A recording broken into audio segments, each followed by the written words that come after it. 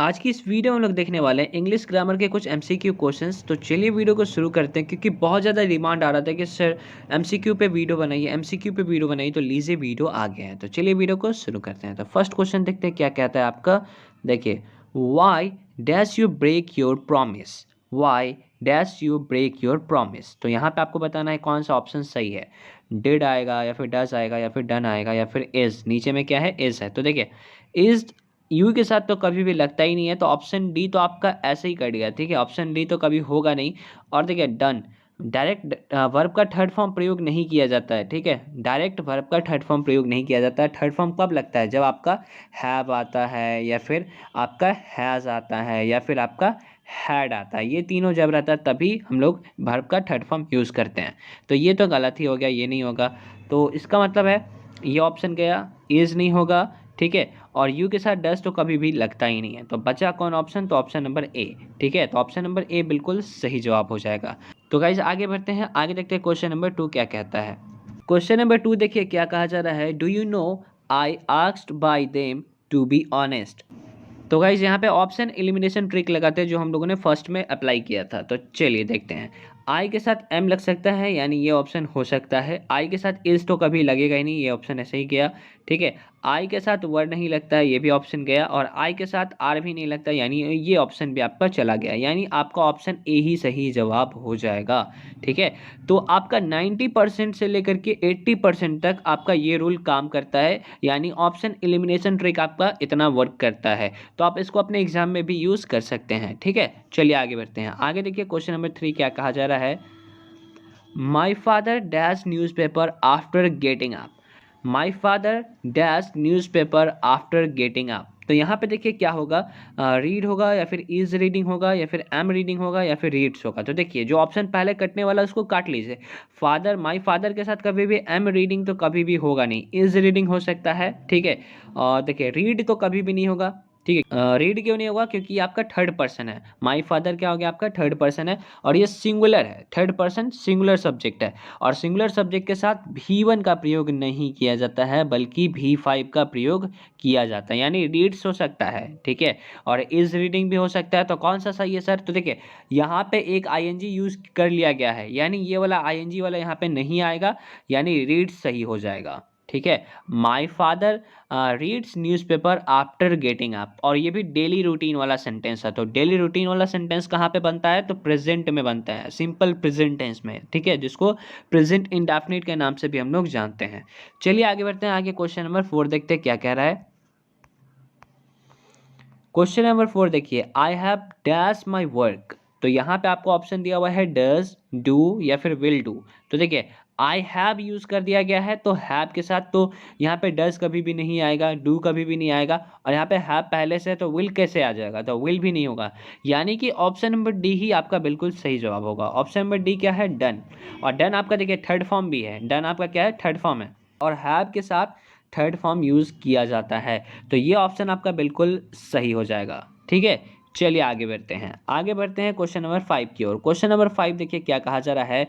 Don't make a noise, सी के बाद क्या आएगा, ठीक है, फिल इन द ब्लैंक्स है। स्लीप आएगा, विल स्लीप आएगा, इज स्लीपिंग आएगा या फिर नन ऑफ दीज। कौन सा सही होगा वो आपको बताना है। तो देखिए, सी के साथ कभी भी स्लीप तो नहीं आ सकता है, ठीक है, क्योंकि ही सी इट सिंगुलर नेम के साथ V5 का प्रयोग किया जाता है, ये मैंने आपको सिखा रखा है ना। अब देखिए, विल स्लीप नहीं होगा, क्यों नहीं होगा सर, तो देखिए डोंट मेक अ नॉइज, हल्ला मत करो, वो सो रही है। आप कैसे बोलते होंगे कि हल्ला मत करो, शोर मत करो, वो सो रही है। तो रही है यानी कॉन्टिन्यूअस, यानी इज स्लीपिंग, तो सी इज स्लीपिंग, ये ऑप्शन बिल्कुल सही हो जाएगा। Don't make a noise, she is sleeping. I hope कि आपको ये क्वेश्चन नंबर 5 तक क्लियर हो गया होगा। आगे बढ़ते हैं क्वेश्चन नंबर 6। क्वेश्चन नंबर 6 देखिए क्या कह रहा है। Will you go dash a movie. तो यहाँ पे है टू सी, सीन, सीइंग या फिर नन ऑफ दीज। तो देखिए नन ऑफ दिस को अभी रहने देते हैं। सीन देखिए कभी भी यहाँ पे नहीं हो सकता है, क्योंकि यहाँ पे विल है, और विल के साथ आपको पता होगा हम लोग किसका यूज़ करते हैं, तो वर्ब का फर्स्ट फॉर्म का प्रयोग करते हैं। ठीक है, क्लियर, वर्ब का फर्स्ट फॉर्म प्रयोग किया जाता है। और यहाँ पे देखिए वर्ब का फर्स्ट फॉर्म पहले से आ गया हुआ है, गो यहाँ पे आपका पहले से यूज़ किया गया है। ठीक है, इसका मतलब है कि यहाँ पे सीइंग भी हो सकता है या फिर टू सी भी हो सकता है, लेकिन यहाँ पे टू सी बिल्कुल सही हो जाएगा। मैंने बताया था ना, जब दो वर्ब आता है तो बीच में क्या करते हैं हम लोग, टू को लगा देते हैं। ठीक है, ये मैंने वांट वाले वीडियो में आपको अच्छे से सिखा रखा है, तो आप जा करके देख सकते हैं। ठीक है, अगर कुछ भी डाउट आता है तो चलिए आगे बढ़ते हैं क्वेश्चन नंबर 7 की ओर। क्वेश्चन नंबर 7 देखिए क्या कह रहा है, ही always dash up at 5 AM। तो यहाँ पे देखिए ही है ना, ही के साथ हम लोग किसका प्रयोग करते हैं, V5 का। ठीक है, सिंपल प्रेजेंट टेंस में। तो देखिए विल तो कहीं भी नहीं होगा, विल गेट कभी भी नहीं होगा, विल गेट तो कट गया।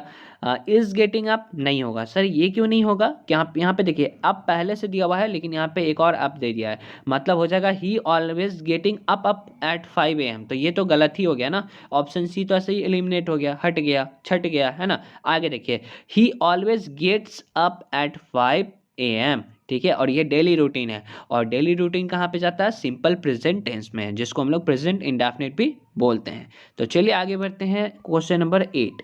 I have already dash the red fort. ठीक है, तो यहाँ पे सॉ होगा, सीन होगा, सीइंग होगा। तो देखिए सीइंग तो कभी नहीं होगा, क्यों नहीं होगा, क्योंकि यहाँ पे हैव है, और मैंने आपको बताया था कि आपको हैव, हैज और हैड इन तीनों के साथ वर्ब का थर्ड फॉर्म प्रयोग किया जाता है। तो देखिए ये तो आपका सेकेंड फॉर्म है सॉ, तो ये भी आपका नहीं होगा। तो सीन आपका बिल्कुल सही है, क्योंकि ये थर्ड फॉर्म है। ठीक है, आगे बढ़ते हैं। आगे देखिए क्वेश्चन नंबर 9 आपका क्या कह रहा है। क्वेश्चन नंबर 9 है, what dash if you press this button. मतलब ये बटन दबाने से क्या होगा, देख रहे हैं, होगा। तो यहाँ पे फ्यूचर के बारे में बात किया जा रहा है कि ये बटन दबाने से क्या होगा। ठीक है, तो यहाँ पे देखिए हैपेंस करेंगे तब सिंपल प्रेजेंट हो जाएगा, ये तो नहीं होगा। व्हाट हैपेंस नहीं होगा, हैपेंड नहीं होगा, हो चुका है, सिंपल पास्ट में चला जाएगा, ये नहीं होगा। ठीक है, और ये प्रेजेंट परफेक्ट में चला जाएगा, ये भी नहीं होगा, यानी कि विल हैपन होगा। व्हाट विल हैपन, ठीक है, क्या होगा, if you press this button, अगर तुम इस बटन को प्रेस करोगे। तो ऑप्शन नंबर सी बिल्कुल सही जवाब हो जाएगा। ठीक है, आगे बढ़ते हैं। आगे देखिए क्वेश्चन नंबर 10। आगे है क्वेश्चन नंबर 10, क्या कह रहा है वो देखिए, you should dash exercise daily. तो यहाँ पे देखिए शुड यूज किया गया है, यानी मॉडल्स है, और मैंने आपको बता रखा है कि मॉडल्स के साथ हमेशा और हमेशा वर्ब का फर्स्ट फॉर्म का प्रयोग किया जाता है। टुक नहीं होगा, क्योंकि ये वर्ब का फर्स्ट फॉर्म नहीं है। टेक हो सकता है आपका, क्योंकि ये वर्ब का फर्स्ट फॉर्म है। हैव टेकन नहीं होगा, टेकिंग आपका वर्ब का फोर्थ फॉर्म है, ये नहीं होगा। ठीक है, तो ऑप्शन नंबर बी आपका बिल्कुल सही जवाब हो जाएगा, क्योंकि मॉडल्स के साथ हम लोग हमेशा और हमेशा वर्ब का फर्स्ट फॉर्म प्रयोग करते हैं। ये मैंने मॉडल्स के वीडियो में आपको अच्छे से सिखा रखा है, उसका लिंक जो है आपको डिस्क्रिप्शन में मिल जाएगा। और अगर आप मुझसे बात करना चाहते हैं तो टेलीग्राम और इंस्टाग्राम का लिंक आपको डिस्क्रिप्शन मिल जाएगा। अगर कुछ भी डाउट है तो मुझसे आप पूछ सकते हैं। तो thank you so much for watching, मिलते हैं नेक्स्ट वीडियो में, तब तक के लिए अपना ध्यान रखिए।